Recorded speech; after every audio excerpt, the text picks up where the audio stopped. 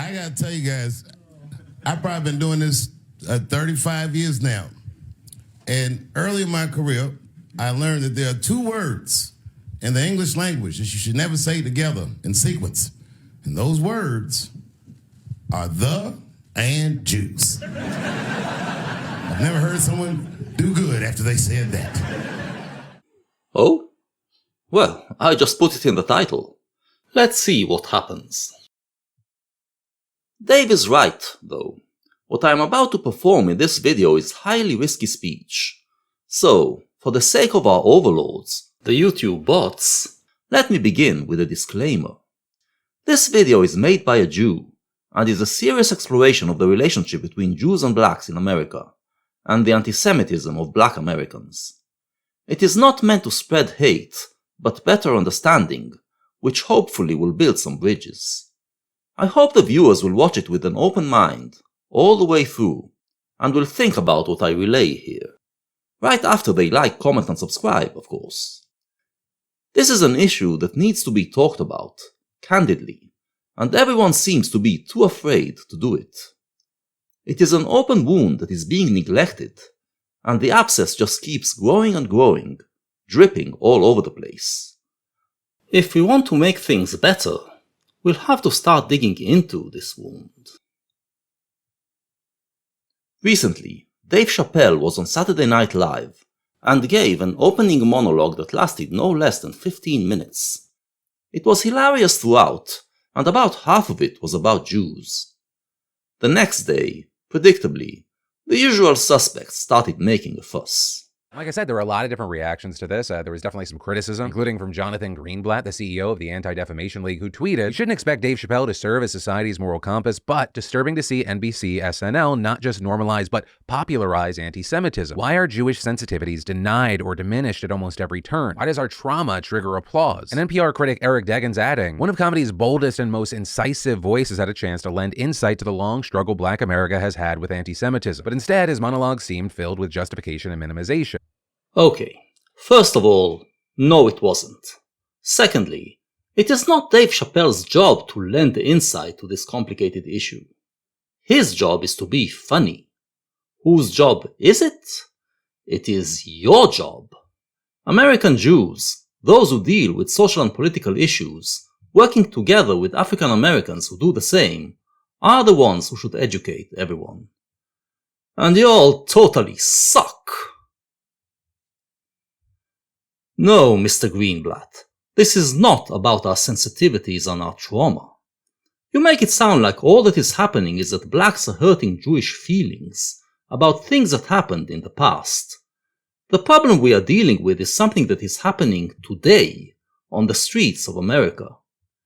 There is a rise in black on Jew violence, including some killings, and this rise is not incidental, but the result of ideological processes. But those who should talk about it hardly ever do, and when they do, they seem to have no idea what they are talking about.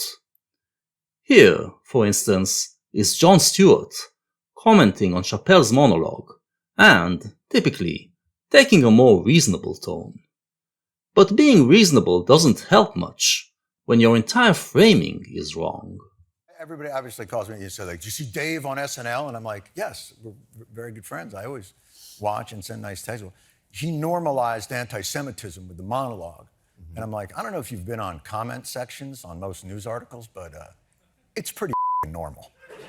But the one thing I will say is, I don't believe that censorship and penalties are the way to end anti-Semitism or to not gain understanding. I don't believe in that. And I think it's the wrong way for us to approach it. Kyrie Irving, they suspended him from playing basketball. If you want to punish this man, send him to the Knicks. I think that would be... Penalizing somebody for having a thought, I don't think is the way to change their minds or gain understanding. This is a grown-ass man. And the idea that you would say to him, "We're going to put you in a timeout. You have to sit in the corner and stare at the wall until you no longer believe that the Jews controlled the international banking system." I liked everything about this, except for the last sentence. Because here, he ascribes to Kyrie the wrong type of antisemitism. If you want to create better understanding, as you say, you have to start by correctly framing the problem. Otherwise, you will get nowhere, despite your good intentions. The one thing that screamed at me when I was looking into this issue is that what I heard from the vast majority of black people was not hate, but ignorance. And this ignorance prevails all across the board, from the anonymous commenters on the internet, to the statements made by Kanye West and Kyrie Irving, to Dave Chappelle's monologue. I know the Jewish people have been through terrible things all over the world, but you can't blame that on black Americans. You just can't. Kyrie Irving's black ass was nowhere near the Holocaust. In fact, he's not even certain it existed. Yeah, that's funny, but misses the point. Because we are not blaming Kyrie Irving, or black Americans for that matter, for the Holocaust, or for any of the other atrocities Jews suffered through history. What we are blaming them for, at least those of us who know what's up, is a very specific thing: Black American antisemitism. And this is where the discussion should start. There are 5 major types of antisemitism nowadays. These 5 types all feed each other, so it is hard for the undiscerning ear to tell them apart. But they are distinct, each with its unique characteristics, each vicious in its own way.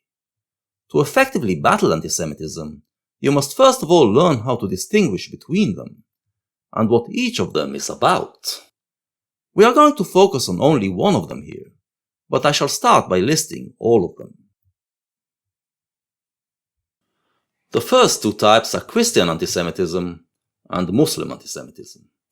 They both took form in the Middle Ages, and they are both very different from each other, but they have a common basis. The basis is the need of these 2 religions to show that the Jews are no longer the chosen people, and that God has forsaken them and bestowed his favor on their religion. The Jew, therefore, had to be shown as cursed, damned for eternity to remain wandering in exile and in a wretched condition. Jews were not allowed to return to Israel, not allowed to own land, not allowed to have certain occupations, and many other restrictions.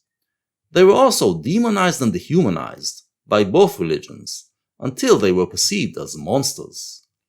Of these 2 types of antisemitism, the Christian one is in remission at the moment. In the past decades, Christians have actually done a lot of good work to rid themselves of this disease, especially in the West.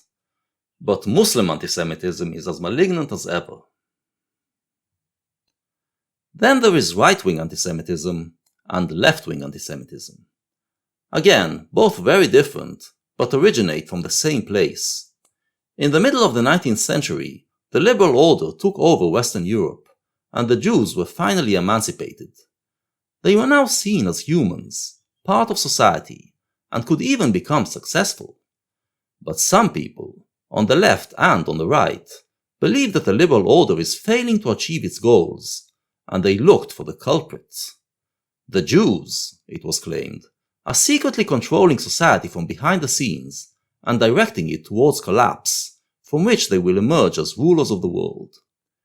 It drew a lot from the old perception that Jews are monsters, but since the secular modern world no longer bought the idea that they are demonic, the explanation became that there is something wrong with their biology. This is how the term anti-Semitism was born, from the idea that there is something defective about the Jewish race. The biological explanation is no longer popular, but these 2 types of modern antisemitism are still very prevalent.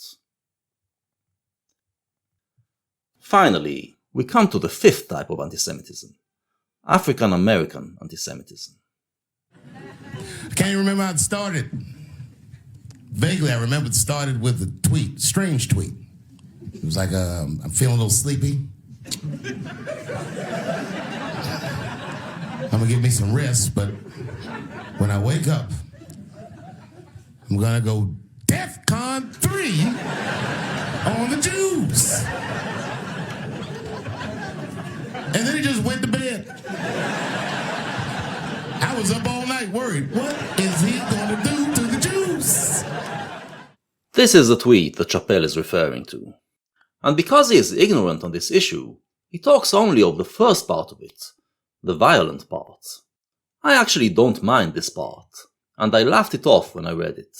We all know Kanye is deranged, and can occasionally say such things. But when I read on, I realized the rest of the tweet is more sinister. First, let's read the last sentence. You guys have toyed with me and tried to blackball anyone who ever opposes your agenda. Nice. Here is where we learn that he is affected by modern antisemitism, by the belief that the Jews have an agenda against everyone else. The anti-Semitic left blames the Jews for creating and running capitalism and imperialism. The anti-Semitic right blames them for creating and running socialism and globalism. And they both agree that it is part of their agenda to eventually rule the world. The Jews, they believe, secretly control the system and will silence anyone who opposes them and tries to expose them. Kanye is someone who has frequent run-ins with the system, and he seems to have formed the belief that the Jews who control it are the reason. This is kind of vague, however. I mean, who knows with Kanye? He could be talking about some Jews who have an agenda to promote a line of shoes to rival his own. The real revelation is the middle part of the tweet, the part that reads, "The funny thing is I actually can't be anti-Semitic, because black people are Jews also." This is how we know that Kanye's mind has been poisoned by antisemitism of the black type. The roots of African American antisemitism go back to late 19th century. After the emancipation, some African Americans adopted what was called Black Judaism, which was the idea that black Americans are the real descendants of the biblical Jews.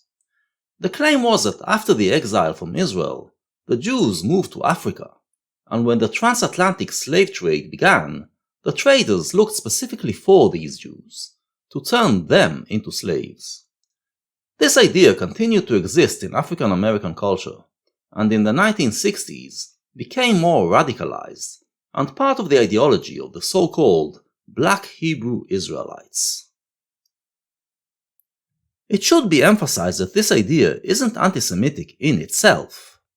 If you want to claim that you are descended from the Jews, and therefore you belong to the Jewish nation, it may be untrue, but it is not anti-Semitism. In fact, a faction of Black Hebrew Israelites immigrated to Israel and set a community here, in the south. They were rejected by the Jewish community at first, suspected of being anti-Semites, but in time, they integrated into Israeli society. A few years ago, I visited them while they were celebrating Passover, more accurately their version of Passover, in which they tell the story of how they came to Israel and found a home here. A local politician gave a speech and told them that they are our Jewish brothers. In short, they are in the process of actually becoming another variant of Judaism. What I am saying is that if you claim to be descended from the Jews, and as a result you start to identify with the Jewish identity, there is a good chance that the Jews will eventually embrace you and make you one of us. But that is not what is happening with the more extreme factions of the Black Hebrew Israelites. They basically believe that white people are evil, and that the worst of the white people are those who call themselves Jews. Since the only Jews they know are American Jews, who are predominantly white, they believe that all Jews are white. More accurately, they believe that they are white people who stole the Jewish identity from the real Jews, the Black Hebrews. In the rhetoric and beliefs of these Hebrew Israelites, the Jews are demon spawn, evil imposters who are oppressing blacks by their very existence. And this belief is the core of African American antisemitism. The Black Hebrew Israelites used to be a very marginal group, a bunch of weirdos standing on street corners and preaching their bullshit. But lately, the basic idea of Black Judaism, the idea that blacks are the real Jews, has become widespread in the African American community. And this allows the anti-Semitic ideas of the Hebrew Israelites to infiltrate mainstream black discourse. This is why Kanye's tweet is troubling. He said, I can say anti-Semitic things, and Adidas can't. Drop that immediately.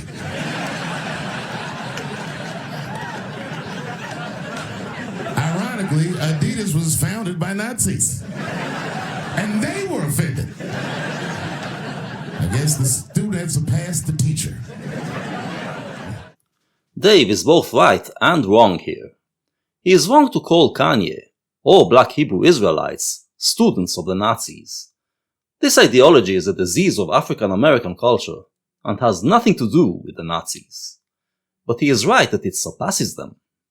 The Nazis at least recognized the identity and history of Jewish people. The Black Hebrew Israelites want to rob us even of that. They have stolen our identity, and then have the gall to accuse us of stealing it from them. This makes them viler and more anti-Semitic than the Nazis, and if they ever came to power, the fate of Jews in America would be even worse than that of European Jews in the 1940s. But it is hard to fight it, and it is even hard to say it, because of the abomination called wokeness. Among the numerous toxic memes invented by the woke in academia are a few that allow this black antisemitism monstrosity to thrive. First, the postmodernist idea that any historical narrative is valid, even if it is obvious that the history pushed by the Black Hebrew Israelites is something they pulled out of their ass. Secondly, the idea that power and racism are interlinked, and you can't be racist if you don't have power.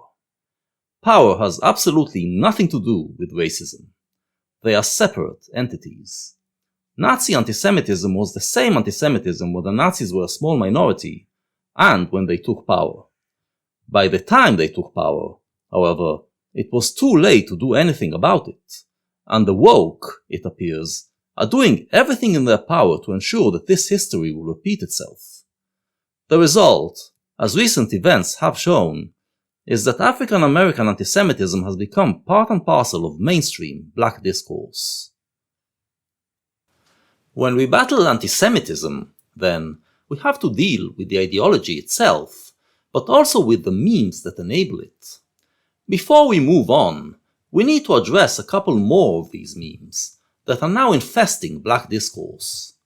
First, the claim that has become popular in black circles that Jews played a dominant role in the transatlantic slave trade. Now, Jews were dominant in trade in those years. Trade was pretty much their thing, one of the only professions they were allowed to have, and they made it their own. So I expected to find that they did indeed play a significant part in the slave trade. But when I looked into it, I was surprised to find what little part they played, considering what big traders they were. The claim that they dominated slave trade comes from black antisemitism, not the other way around. The other bad meme that blacks adopted is anti-Zionism. These UFOs keep coming to Earth, and it made me think of an idea for a movie. It sounds dumb, but hear me out. In my movie idea, we find out that these aliens are originally from Earth. That they're from an ancient civilization that achieved interstellar travel and left the Earth thousands of years ago. Some other planet they go to, and things go terrible for them in the other planet. So they come back to Earth, decide that they want to claim the Earth for their very own. It's a pretty good plot line, huh? I call it Space Jews. This joke is funny if you are ignorant of the history of the Jews. It's not funny at all when you're Jewish. Jews did not choose to leave the country of Israel. They were exiled, and their country was systematically destroyed. First by the Romans, who wanted to erase its memory because it was a formidable enemy. Then came the Christians, who cared for the land as they saw it as the Holy Land, but did not care to keep the Jewish presence in it. And then came various Muslim empires, who not only did everything to erase all Jewish and Christian traces, but also let the land rot and become a wasteland. The Jews, meanwhile, lived in exile for almost 2,000 years, not allowed to return to their homeland, and not allowed to maintain their national identity. The only part of the Jewish identity they were allowed to keep was the religious part. As mentioned, this was done for theological reasons, as both Muslims and Christians had the need to show that the Jew is cursed.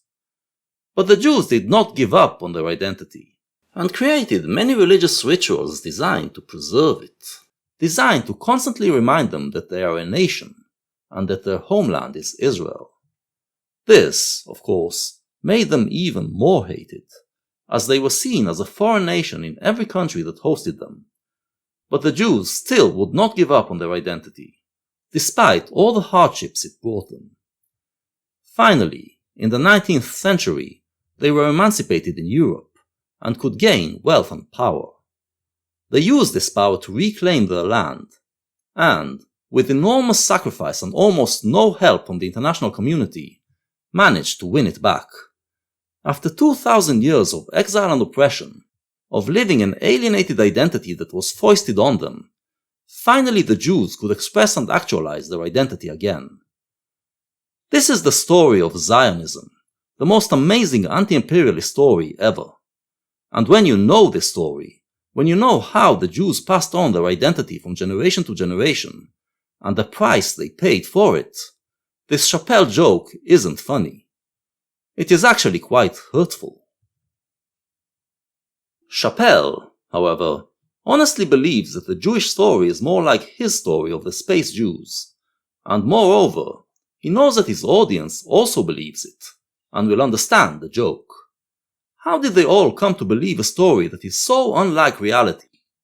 Because anti-Zionist bigots, drawing from the antisemitism of the past, managed to convince many people that Judaism is only a religion, not a nationality, and that the Jews did not maintain a connection with their national past. And when you tell the story like that, it is easy for African Americans to buy the claim that today's Jews are not the same people as the Jews of the Bible, making them susceptible to the antisemitism of the Hebrew Israelites. Kanye got in so much trouble, Kyrie got in trouble.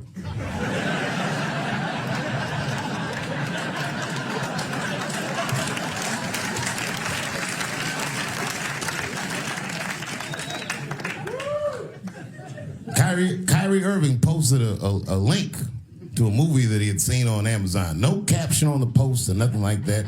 But apparently this movie had some, I don't know, anti-Semitic tropes or something. It was some weird title like From Hebrew to Negro or something. Or something. NBA superstar Kyrie Irving, who deems himself a free thinker, shared a link to a documentary titled Hebrews to Negroes, Wake Up Black America.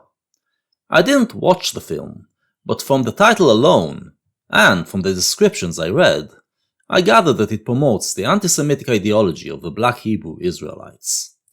Kyrie refused at first to apologize for it, and was suspended by the league, until eventually he capitulated, and apologized. Kind of. I take my responsibility for posting that. Some things that were questionable in there, untrue. Like I said, and the first time you guys asked me when I was sitting on that stage, I don't believe everything that everybody posts. It's a documentary. So I take my responsibility. What are the specific things in the documentary that you don't believe are true and that you don't believe represent your values? I think some of the criticism of the Jewish faith in the community, for sure.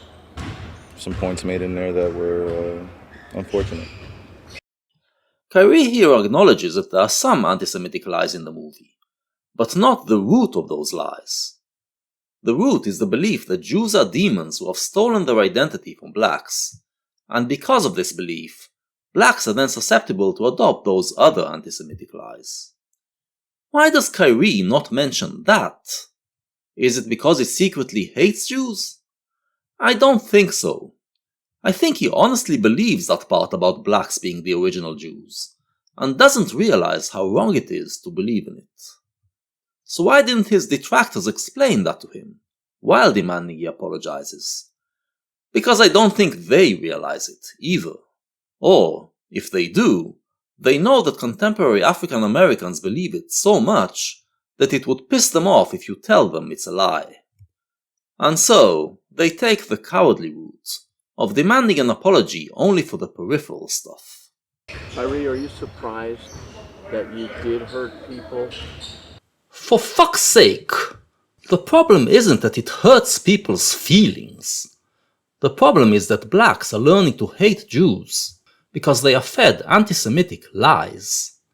As a journalist, you should be debunking those lies. Yeah, I think I can ask a better question. It's just, where were you when I was a kid, figuring out that 300 million of my ancestors are buried in America? Where were you guys asking those same questions when I was a kid dealing with learning about the traumatic events of my familial history and what I'm proud to come from? I nodded off. Did you get to the part where you're evil? Oh, I'm sorry, Mr. Multimillionaire superstar who lives in the only society in the world where black people can get so rich and powerful. I'm sorry that you missed all the countless Americans who were trying to help your community when you were a kid. I'm also sorry that you snubbed those who tried to teach you the hard truths about your actual history, and chose instead to believe those who told you a made-up history. If you want to believe lies, that's your business. But when those lies are spreading hate against others, it's our business. Yes or no? I cannot be anti-Semitic if I know where I come from. Except you don't. Where you think you come from is actually where I come from. And your ignorance on this matter is making you an enabler of anti-Semites. It's a travesty that none of the reporters there is confronting you with this. No one is trying to get to the actual root of the problem. But that doesn't exempt you. Be a mensch. I assume you know what that means, since you guys are Jews and all. Learn what was actually wrong with the movie. And then own your mistake. You know, these same questions that you guys ask, me dealing with it as being a melanated, pigmented person all around the world and dealing with racial biases against my skin color, demeaning me because of my religious beliefs. This is basically Kyrie's current position. Live and let live. I respect the Jews and their feelings, so you should respect my beliefs. Well, sorry, but this position is unacceptable. First of all, you are entitled to your own narrative, but not to your own facts. The history told by the so-called black Jews is based on demonstrable falsehoods. Secondly, you cannot say live and let live when your identity is based on the denial of my identity. That is not letting me live. Lastly, it is also not letting me live when your belief literally demonizes Jews. But, of course, there is no one there to point this out. Instead, the NBA posed a list of demands to Irving, one of them being that he meets with the ADL. What good would that do? Let's assume, for a moment, that the ADL isn't the woke waste of space that it appears to be, and would actually explain to him what is wrong with his views. This would only change one mind. What about all the rest?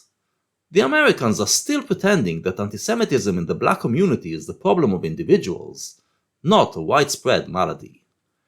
You just have to look at the reactions online to see that the majority of black commenters, or NBA fans of all ethnicities for that matter, have no idea what Kyrie did wrong and think that he is being unjustly hounded. This is absurd that I follow Kyrie Irving on Twitter and Instagram.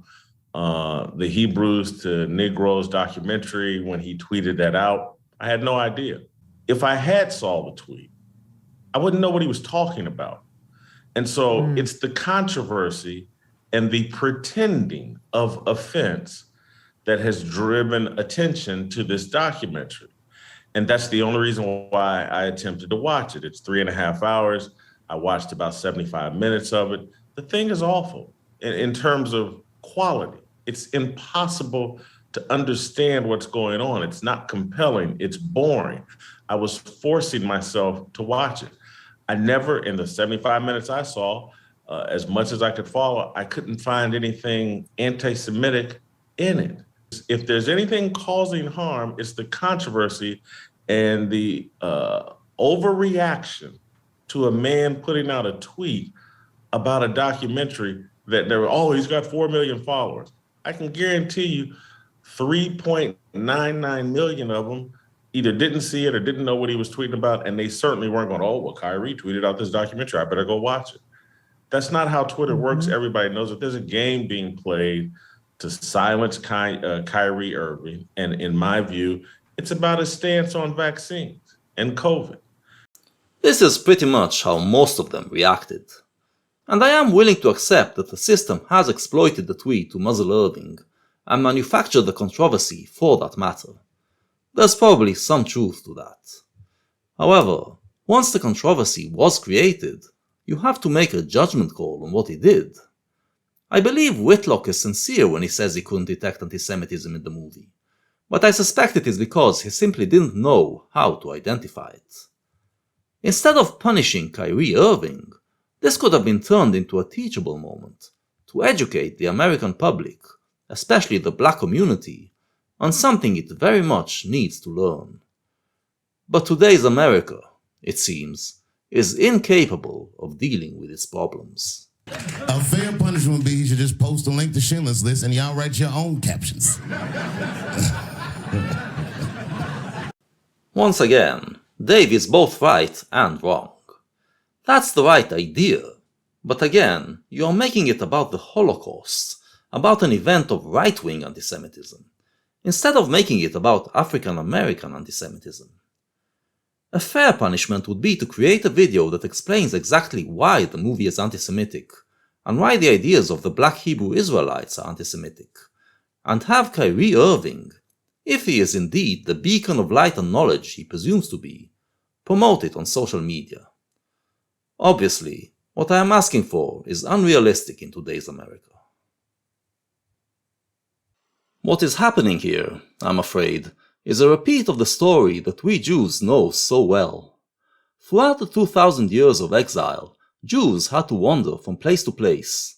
When they found a place that welcomed them, they usually thrived, and made the place thrive. Jews are very good at creating new mediums that become successful and financially rewarding, and the entire society reaps the benefits, while the Jews climb and achieve influence and power. But eventually, these mediums become outdated, the society loses the edge they gave it, and the people start to ask what happened, why are they not as successful as they used to be? They look around and realize that the Jews dominate the mediums that once brought them riches, so they accuse them of being the ones who destroyed them. Antisemitism rears its ugly head, and the claim is that the Jews took over our sources of power because they want to destroy us from within, like they did to all those other wealthy societies of the past. The outcome usually was that the Jews got banished, yet those societies, for some reason, just kept sinking. In the late 19th century, it was America that welcomed Jews. And the Jews were dominant not just in science and finance, which made America the most powerful country in the world, but also in creating pop culture, which made it the most influential and beloved country in the world. Jews were the ones who made Broadway, Hollywood, popular music, radio, television, comic books, and stand-up comedy into the powerhouses they became in the 20th century. I know it sounds like a brag, but look it up. For some reason, Jews are very good at conceptualizing, managing, and marketing new stuff. They completely dominated these mediums at first, and after others joined in, they continue to dominate in the managerial positions, in many places to this very day. It was through these mediums that African Americans managed to create a new culture for themselves, practically from scratch, since they lost their African heritage in the years of slavery. The Jews who ran these mediums helped them do it, to the ire of racists who accused them of trying to destroy America by promoting this black culture. But the black performers, eventually, did manage to win over the American public, not to mention the rest of the world. They became superstars, culture heroes, and respected artists, and they made black culture, and the black man, respected and revered. This collaboration between blacks and Jews shaped a big part of the American pop culture that took over the world in the 20th century. In the 21st century, however, all these mediums lost their power. They don't matter like they used to, so the artists don't gain the status of culture heroes, and are gradually losing their star power as well. The new mediums come from the cyber world, and blacks don't have the edge in them. As a result, the prospects for a young black person to achieve fame and fortune have diminished, and I suspect it has a lot to do with the discontent in the African American community of today. Hence, they look for someone to blame, and, naturally, they blame those who run the mediums that no longer yield what they used to. A similar thing happened in sports. In the years between the two world wars, boxing and basketball, especially basketball, were considered Jewish sports. After that, blacks started to dominate these fields, while the Jews were relegated to managerial roles, where they continued to dominate, especially in basketball. This combination of black athleticism and Jewish ingenuity made these two sports into fields of battle that the entire world became hooked on, and the black boxers and b-ballers became huge culture heroes. But in the 21st century, sports, as a whole, don't matter like they used to, unless we are talking about esports that are just getting started. And so we are back to the same old story, the same story that happened throughout history. Jews become the scapegoats. What is really sad about all this is that it makes Black America turn on its heritage.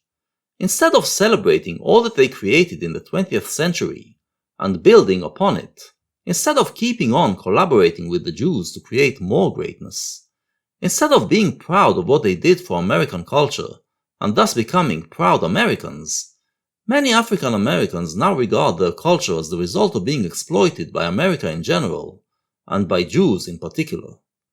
Thus, they are alienating themselves from their culture, and once again, find themselves without identity. So how do they fill the gap? They steal the Jewish identity. And here we are. What I did in this video, the way I used Dave Chappelle's monologue as a launchpad to discuss issues in the relationship between American blacks and Jews, is how I believe it should be approached. You should not expect the artists to be educational. The role of the artist is to use their talent to shine a light on the controversies. This allows people like me to then come and unpack them. So where are the people like me in today's leading Jewish voices in America? American Jews still pack quite a lot of power.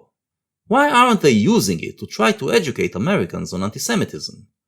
Why is the response always just being offended, and then trying to cancel the offender? What is wrong with them? Well, at the risk of my own cancellation, let me offer my explanation. Earlier, we talked about the history of the Jews, about how their emancipation in the 19th century allowed them to finally manifest their national identity again, and eventually even win back their country. But there were Jews who went in another direction.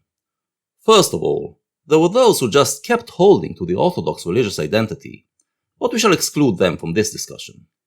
What we are talking about are those who wanted to become part of the universal society that the Project of Enlightenment promised us.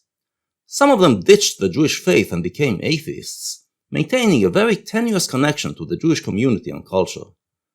Unless they immigrated to Israel, their family line eventually lost connection with Judaism.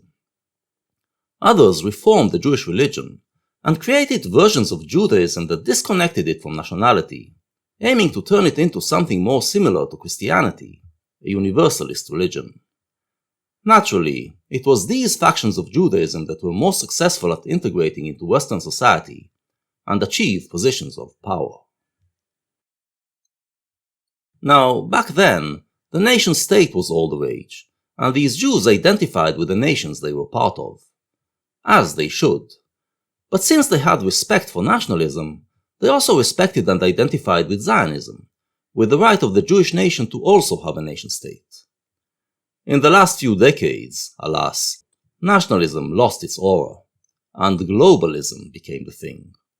Many of these Jews hopped on the globalist train, regarding themselves as citizens of the world, and working to make their countries give up on their national identity. Since Jews are good at conceptualizing stuff, some even became leading lights in this globalist project. There are several problems with this. First, the utopia of a global society is a Christian thing.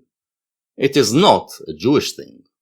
Our utopian vision comes from our prophet Isaiah, who prophesies the world in which every nation is sovereign in their own land, and they all coexist peacefully. Secondly, and more significantly, what they are doing is very dubious from a moral point of view. The undermining of the nation-states is a social experiment, being run at the expense of the nations of the world, which, I believe, can lead to nothing good. As I've stated many times before, there can be no democracy and freedom without a nation-state. It is wrong of Jews to take part in this, because when everything turns to shit, they can just get up and leave, while their compatriots will have nowhere to go to. If the Christians want to run this experiment, it's their problem. Jews should not join in, but rather warn them against it. But that's another discussion. What is more relevant to this video is the third problem, which is that these Jews are destroying their own Jewish identity. Giving up both on their religious traditions and on their nationality, they have no heritage to build upon. They now identify Judaism with the wish to fix the world and create a global, woke society, and it has turned them into sanctimonious assholes who think that this conviction makes them morally superior to everybody. And because they believe Jews are holier than others, they absolutely hate those Jews who tarnish this self-image by refusing to hop on the globalist train. Many of them have become rabid anti-Zionists, and they also disapprove of other traditional aspects of Judaism, those aspects that distinguish Jews from other identities. The result of all this, of course, is that they know nothing about Judaism, and thus can't defend it against antisemitism. I mean, look at this fakakta Jew. Hi, hello. Thank you for being here. How do you think your Jewish heritage impacts your vision of the world and politics? And do you think it is a help or a hindrance to your role as a candidate? It impacts me very profoundly. You know, when I try to think about how I came to the views that I hold, there are two major factors, I think. Number one, I grew up in a family, didn't have a whole lot of money, and we struggled economically, and that made me aware that there are tens of millions of people who are in that same boat. And the second one is being Jewish.